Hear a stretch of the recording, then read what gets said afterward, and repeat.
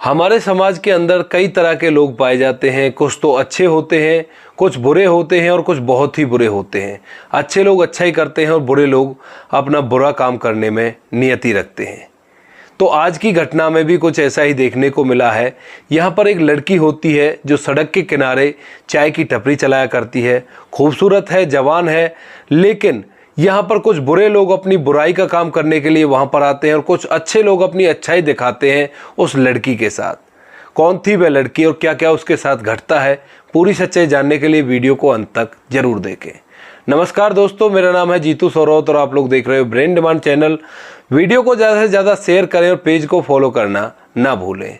आज की जो एक घटना है ये हरदोई के पास एक गांव होता है। उस गांव के अंदर एक लड़की रहा करती है जिसका नाम है रजनी। रजनी के घर में रजनी के पापा, माँ और एक भाई है और ज़्यादा पैसे वाला परिवार नहीं है, मिडिल क्लास फैमिली है और वो लोग वहाँ पर हंसी खुशी रहा करते हैं। अब रजनी की उम्र हो जाती है शादी के लायक, तो उसके लिए लड़का ढूंढा जाता है। जो रजनी का पापा है वो उसके लिए लड़का ढूंढता है। चारों तरफ देखने पर उसे एक लड़का मिल जाता है जो कि ज़्यादा पैसे वाला तो नहीं था, उन्हीं की तरह मिडिल क्लास था, लेकिन उसके घर में माँ बाप और भाई बहन कोई भी नहीं था, वो अकेला था। थोड़ी बहुत संपत्ति थी तो उस संपत्ति के साथ ही वो जिया करता, अपना भरण पोषण अच्छी तरह से कर रहा था। तो यहाँ पर संदीप को रिश्ते के लिए पसंद कर लिया जाता है। रजनी के साथ उसकी शादी कराई जाती है। रीति रिवाज धूमधाम से रजनी की शादी होती है। रजनी दुल्हन बनकर संदीप के घर पे जाती है और वहाँ पे जाकर बड़ी खुश होती है कि चलो अब मेरा भी घर बस गया, अब मैं भी अच्छी तरह से इस समाज में रहूँगी।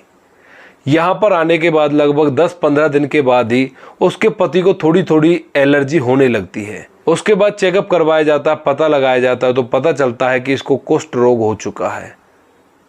अब यहाँ पे 10-15 दिन बाद ही कुष्ठ रोग हो जाता है और कुष्ठ रोग थोड़ा ऐसा होता है कि वो बड़ी आसानी से ठीक नहीं होता है। शरीर सड़ने लगता है और उससे पस भी निकलने लगता है। तो यहाँ पर जैसे ही रजनी के माता पिता को ये बात पता चलती है तो वो रजनी के भाई को भेजते हैं रजनी के पास कि भाई जाओ, जाकर रजनी को ले आओ। रजनी को उसके पति के घर से उसका भाई ले जाता है और जैसे ही वो अपने घर पहुंचती है माँ बाप से बतियाती है, उनको बताती है कि भाई इस तरह से ऐसे ऐसी दिक्कत हो गई है। तो यहाँ पर माँ बाप उसको एक सलाह देते हैं कि बेटा तू ऐसा कर, अभी तो 10-15 दिन ही हुए हैं, तू ऐसा कर, इस पति को छोड़ दे, किसी दूसरे से शादी कर लेना।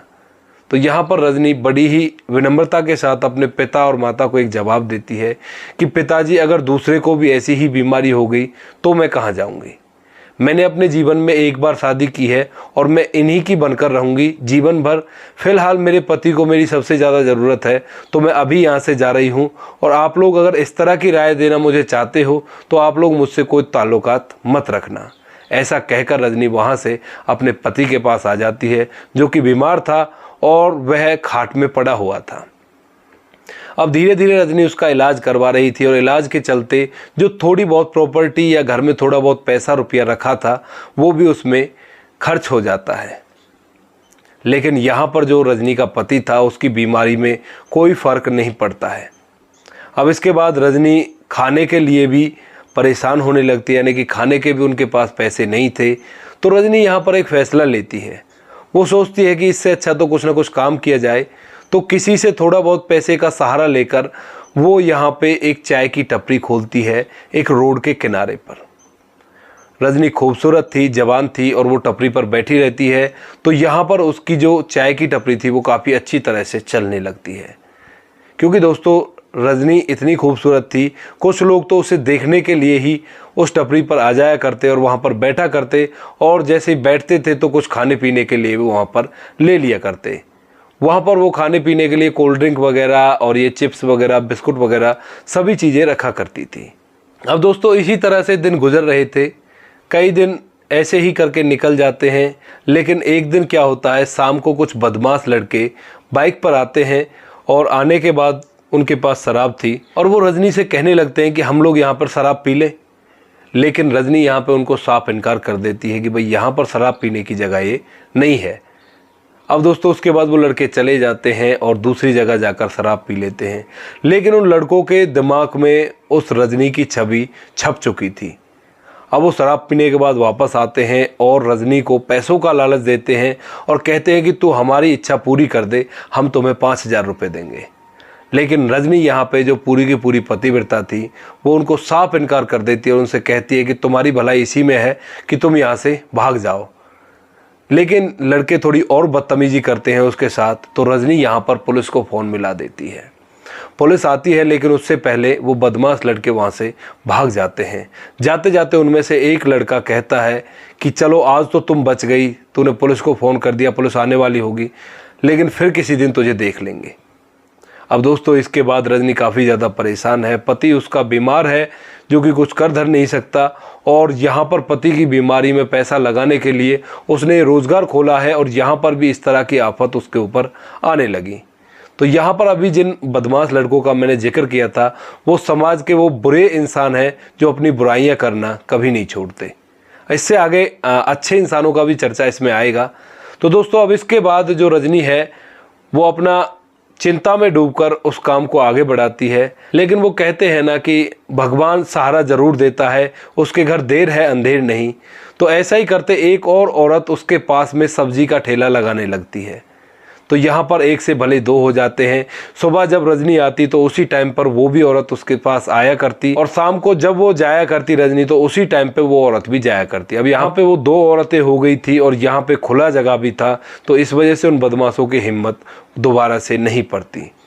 ऐसे ही करते करते कुछ दिन और बीतते हैं, लेकिन वे बदमाश क्या करते हैं, रजनी का ठिया ठिकाना जहाँ पर वो रहा करती है उस जगह को देख लेते हैं। एक दिन शाम को रजनी अपने घर में जाती है तो देखती है कि जो बदमाश उसको परेशान कर रहे थे वो उसके घर में बैठे हुए हैं। उसके पति को उन्होंने दबा रखा है, यानी कि बांध रखा है अच्छी तरह से, और वो रजनी का ही वेट कर रहे थे। रजनी जैसे ही अंदर घुसती है तो वो देखती है कि वो सभी लोग वहाँ पर बैठे हुए हैं, तो वो झट से घर से बाहर निकल जाती है। बाहर निकलने के बाद वो पड़ोस में एक और घर होता है, उस घर के अंदर चली जाती है और वहाँ पर जाने के बाद उसको बताती है कि भाई साहब मेरे घर में इस तरह से कुछ गुंडे घुस आए हैं। तो वो जो आदमी होता है वो रजनी को अपने अंदर घर के अंदर ले लेता है। अंदर लेने के बाद जो दरवाजे की कुंडी होती है उसको वो लगा देता है, लेकिन यहाँ पे वो इंसान भी कोई भला इंसान नहीं था। वो भी रजनी से कहता है कि तुम मेरी इच्छा पूरी कर दो, मैं तुम्हें 10,000 दूंगा, यानी कि पैसों का लालच देकर वो रजनी को गलत रास्ते पर चलाने की कोशिश कर रहा था। अब दोस्तों इसके बाद रजनी उसको धक्का देकर उस कुंडी को खोलकर बाहर भाग जाती है, और इतनी देर में ही जो गुंडे थे वो वहाँ से चले गए थे, क्योंकि उन्होंने सोचा होगा कि भाई रजनी यहाँ से भाग गई है तो वो पुलिस को लेने के लिए गई होगी। तो इस वजह से गुंडे वहाँ से भाग जाते हैं। वो अपने घर में जाती है और घर में जाकर आराम से वहाँ पर डर भरी रात को बिता देती है। अब दोस्तों इसी तरह से कुछ दिन और बीतते हैं और रजनी की मुसीबतें अभी कम नहीं हुई थी, वो चल रही थी। यहाँ पर भगवान रजनी की परीक्षा ले रहा था कि भाई वो कब तक नहीं टूटती है। अब दोस्तों इसके बाद अगला दिन होता है। अगले दिन रजनी अपने ठेले पर जाती है और ठेले के अंदर कुछ सामान कम था, यानी कि जो चाय की टपरी वो चलाया करती थी उसके अंदर कुछ ऐसा सामान था जो उसे खुद जाकर बाज़ार से लेकर आना था। तो बाज़ार जाती है अपने उस सामान को लेने के लिए, लेकिन दोस्तों वो बदमाश वहीं पे बाज़ार के अंदर उसे मिल जाते हैं। रजनी उनसे खूब छिपने की कोशिश करती है, लेकिन आखिरकार वो बदमाश लड़के रजनी को वहीं पर देख लेते हैं। अब दोस्तों इसके बाद वो लोग उसके साथ ज़बरदस्ती करने लगते हैं, लेकिन यहाँ पर एंट्री होती है रजनी के गांव वाले दो लड़कों की। दो लड़के जो कि रजनी के पड़ोस में ही थे, जहाँ पर रजनी के माता पिता रहते हैं, वहाँ के दो लड़के आते हैं और आकर उन बदमाशों से भिड़ जाते हैं। वो लड़के उन बदमाशों को पिटाई लगा देते हैं और उसके बाद पुलिस को बुला लेते हैं और उन बदमाशों को पुलिस के हवाले कर देते हैं।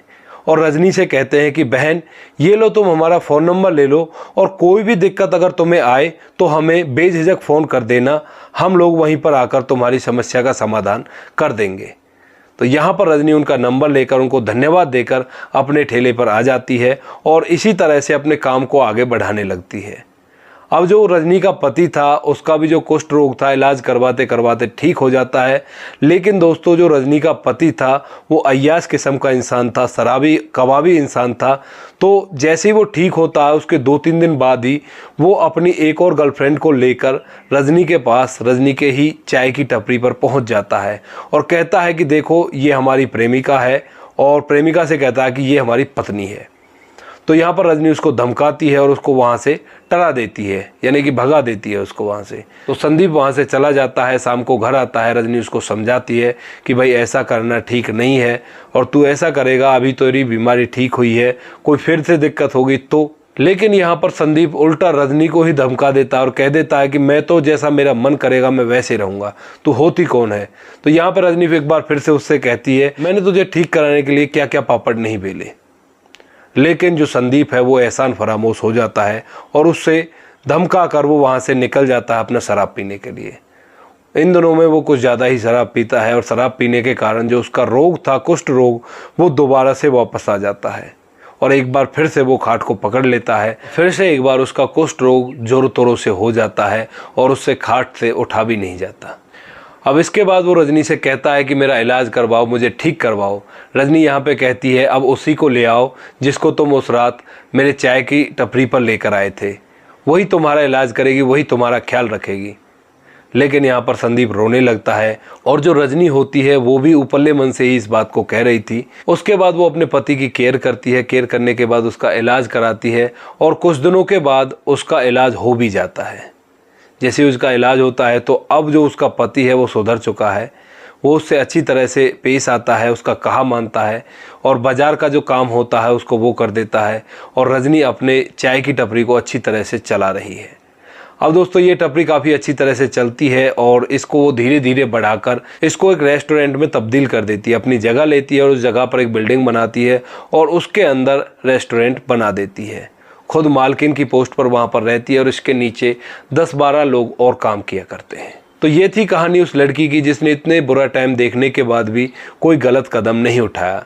वैसे तो आज के ज़माने में ऐसी लड़कियां होती हैं जिनका तो बुरा टाइम भी नहीं होता, वो फिर भी मौज मस्ती के लिए ही गलत कदम उठा दिया करती हैं। लेकिन यहाँ पे इस लड़की ने सभी लड़कियों को एक संदेश दिया है कि परिस्थितियाँ चाहे कैसी भी हो, अपने मर्यादा पर बना रहना चाहिए हर किसी लड़की को, जैसा कि यहाँ पर रजनी ने किया। भगवान ने इसकी परीक्षा तो काफ़ी ज़्यादा ली लेकिन ये टूटी नहीं, अपने फैसले पर डटी रही और उसके बाद इसे कामयाबी का रास्ता खोल दिया। तो ये थी आज की कहानी। आप लोगों को जैसी भी लगी हो कमेंट सेक्शन में बता देना। बाकी दोस्तों वीडियो अच्छी लगी तो वीडियो को लाइक और शेयर ज़रूर करें। मिलते हैं किसी नेक्स्ट वीडियो में नए टॉपिक के साथ, तब तक के लिए जय हिंद, जय भारत, जय हिंदुस्तान।